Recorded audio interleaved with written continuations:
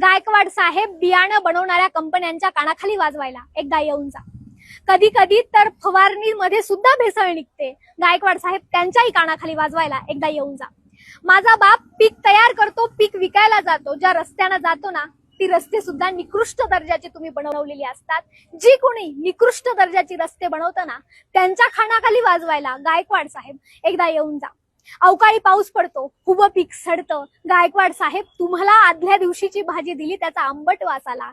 त्या वासापेक्षा सडलेल्या पिकाचा वास काही पटीनं गंध येतो, खराब येतो, निकृष्ट दर्जाचा येतो.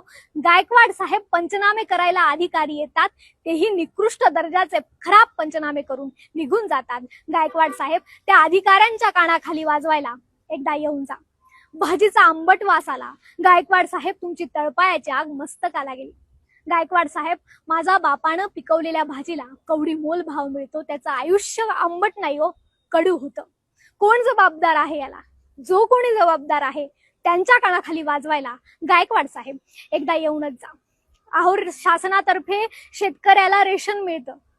तांदळा गव्हापेक्षा त्यात किडे जास्त असतात. एवढंच काय, शासनातर्फे आनंदाची शिदा मिळाली, ती सुद्धा निकृष्ट दर्जाची. ज्यांनी कोणी हे आम्हाला दिलं, जे कोणी आम्हाला देतं, गायकवाड साहेब त्यांच्या कानाखाली वाजवायला एकदा येऊन जा. अहो, आम्हाला भली मोठी आश्वासनं दिली जातात, भले भले शब्द दिले जातात, आणि निवडणूक झाली की वचननाम्यात सुद्धा भेसळ केली जाते, विसरलं जातं. गायकवाड साहेब, अहो तुम्हाला कालची भाजी दिली म्हणून संताप झाला. गायकवाड साहेब, आम्हाला कालचे दिलेले आश्वासनही दिली जात नाही.